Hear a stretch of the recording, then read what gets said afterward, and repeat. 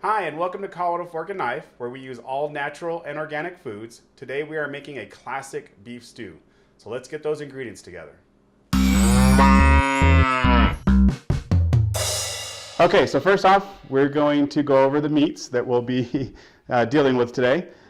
We have a beef roast, and what you want to do is you want to make sure that you find any type of meat that has a lot of fat, so that you get a nice, good marbling in the meat. You can see it here. If you look, you're going to get a lot of different types of fat in the meat. This also helps when you cook it. It helps to break it down and becomes nice and tender. The other thing we're going to have is we're going to be using bacon. This is a natural smoked bacon that is uncured. It doesn't have any nitrates or anything like that in it, so that's really healthy and good for you. Next thing we're going to have the things that we're going to put in the actual stew. We have mini portobello mushrooms, we have celery, we have pearl onions, we have carrot, and we also have some parsley, which we'll add at the end. We have bay leaf, thyme, garlic, salt, and pepper, and then we're going to also use a little bit of tomato paste for flavoring.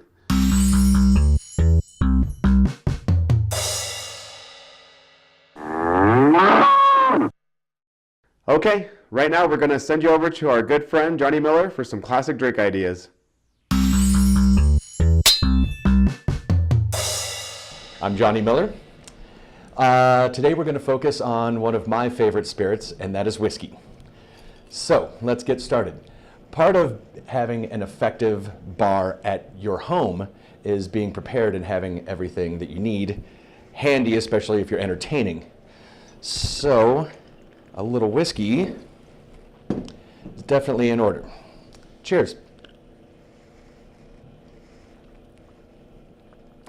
Now I'm prepared.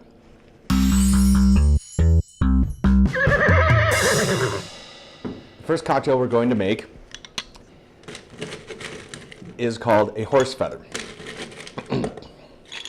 Now, back before there was Coca-Cola and 7-Up, cocktail mixers were mainly water, tonic, seltzer, or ginger ale. So, to get started on the horse feather, squeeze some lemon juice. Might want to do another one. That one wasn't extra juicy. Some bitters. About 5 or 6 dashes. Plenty of bourbon. About 1.5 ounces. And then that is topped with ginger ale. Garnish with a lemon. And there you have a horse feathers.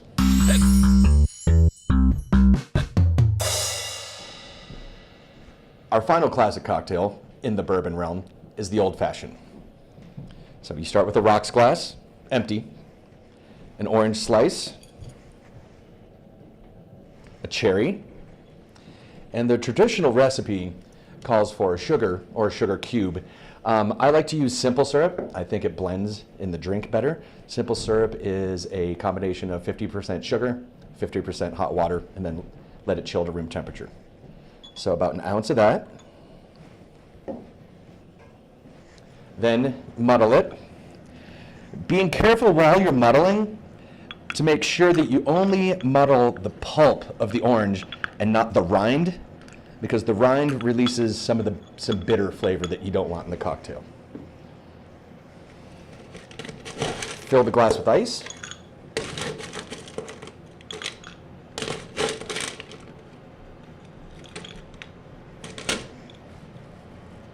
Some bitters.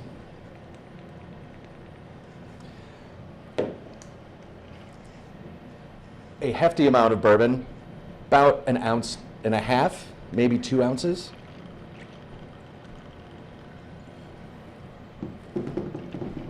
Top it with a little splash of club soda.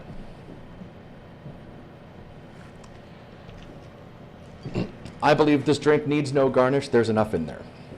So either stir the cocktail before you serve it, because the simple syrup tends to sit on the bottom, or if you want to make it easier, just give it one turn in a shaker tin. And there you have an old fashioned. Well, John, while you finish cooking, I'm going to finish this drink.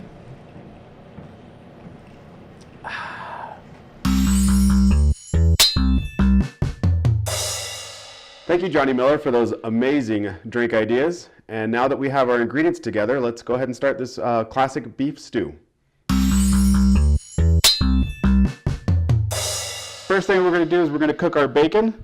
I've already got the pan, it's nice and hot. And you just want to get this nice and cooked. We want it to be a nice good brown golden color. So we're going to just let that sit. Next thing we're going to do is we're going to take our beef and we're going to dredge this in some flour. And you only want to do a few pieces at a time because we're only going to cook it a little bit at a time so that we don't end up actually steaming our meat. We actually end up cooking it. We'll go ahead and get this pan hot. What I'm using is an iron skillet. But once this is hot, we'll start to cook our meat. Don't ever be afraid to do more than one thing at a time, especially something like this. It's pretty easy because you're not going to burn it as long as you're paying attention. So we're going to cook the beef. And basically what you're doing is you're just sealing it. So you're not really cooking the beef. This is what we call braising.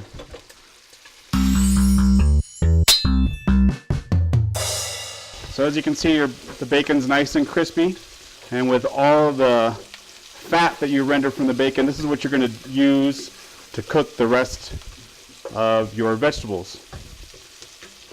Because now we're going to go ahead and saute our vegetables in this pan. First thing we'll start out with are the carrots.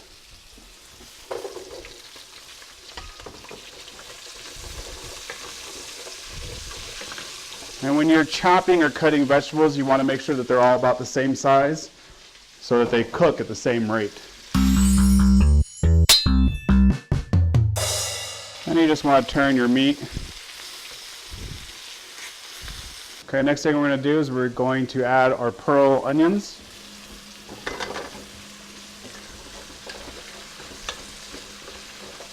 Then we'll add our celery.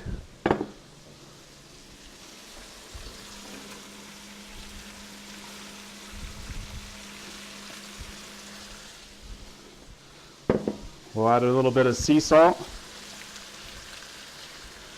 And then I'll show you guys a trick. When you have pepper and you don't have a way of grinding it, you just take whole pepper. You use the bottom of a pan, a good sturdy pan, and you just crush it.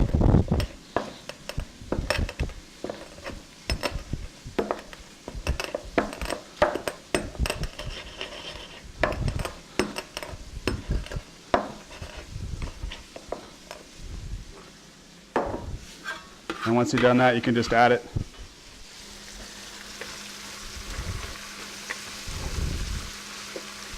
We'll add a little bit more olive oil.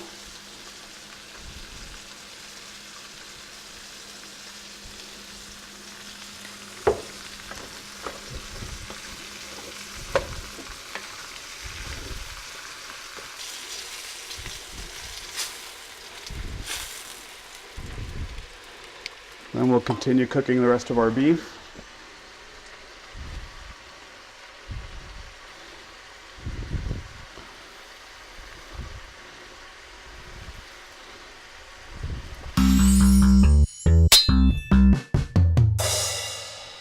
The next thing we'll add, we can go ahead and add our mushrooms.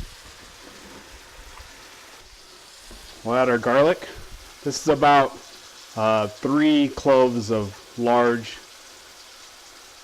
garlic bulbs. And we'll also add our thyme.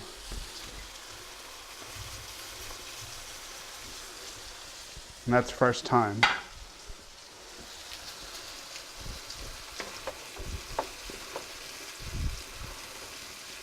We're going to be at about 300 degrees for the oven. And that's where we'll finish the actual stew. Alright, next thing we're going to do is we're going to go ahead and add our red wine.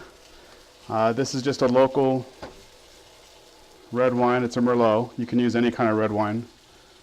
We're going to add our some bay leaf. Not a lot. Basically 1 leaf. And then we want to turn up our heat a little bit. We want to be able to cook this wine off.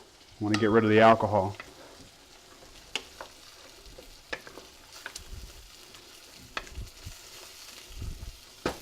We'll let that reduce.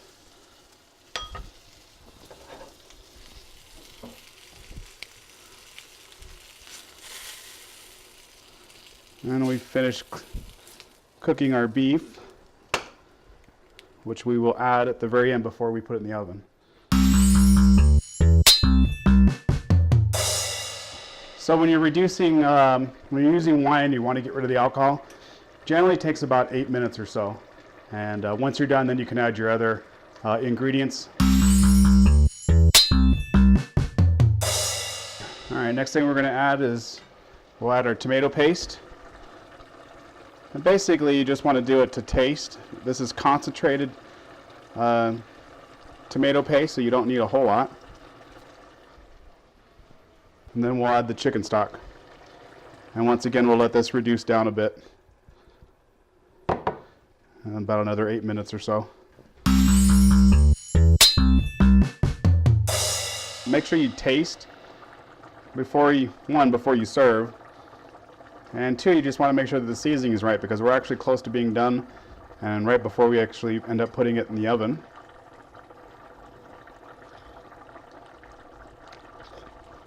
And I actually think that's perfect. Okay, so we've reduced our stew, and now we just need to add the beef back to the pot and any juices. A lot of flavor there. Mix that beef in. Go ahead and turn off.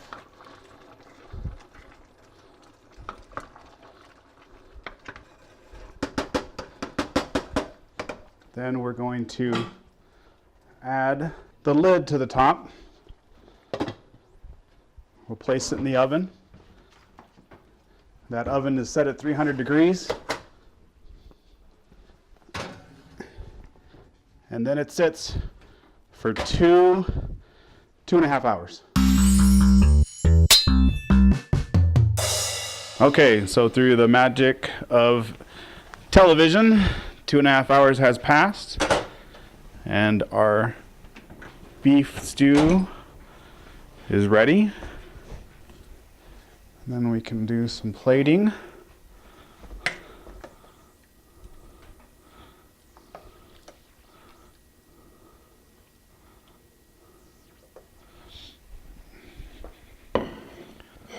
And then a little bit of garnish with some parsley and some bread. And there you have it. Beef stew.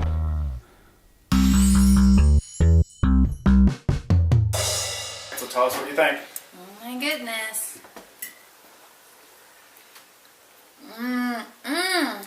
That's some good food. Thank you.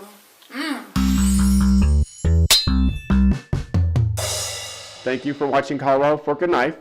We hope to see you next time. Remember, keep it fresh, keep it simple. Please visit our webpage for future episodes, updates, and recipes at coloradoforkandknife.com. Thank you.